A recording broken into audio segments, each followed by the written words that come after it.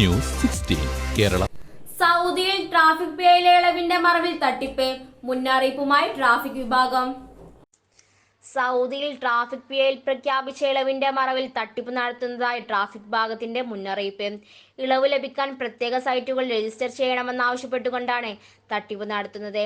ഇത്തരം സൈറ്റുകൾ രജിസ്റ്റർ ചെയ്തെന്നും ഏപ്രിൽ 18 മുതൽ ഇളവ് സ്വമേധയാ ലഭിക്കുമെന്നും ട്രാഫിക് വിഭാഗം അറിയിച്ചു.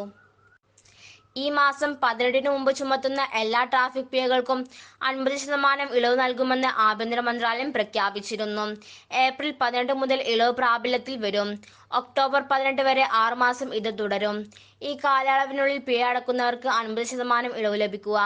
എന്നാൽ പിഴയിൽ ഇളവ് ലഭിക്കാൻ പ്രത്യേകമായി ഏതെങ്കിലും സൈറ്റുകളിലോ ലിങ്കുകളിലോ രജിസ്റ്റർ ചെയ്യേണ്ടതില്ലെന്ന് ട്രാഫിക് വിഭാഗം അറിയിച്ചു. കൂടാതെ ഇളവ് ലഭിക്കാനായി ട്രാഫിക് ഡയറക്ടറേറ്റിന്റെ ആസ്ഥാനത്തോ മറ്റേതെങ്കിലും ഓഫീസുകളിലോ നേരിട്ട് ഹാജരാകേണ്ടതുമില്ല. സാദാത്ത് വഴിയോ ഇഫാദ് പ്ലാറ്റ്ഫോം വഴിയോ സാധാരണ പോലെ പിഴ അടച്ചാൽ മതിയാകും.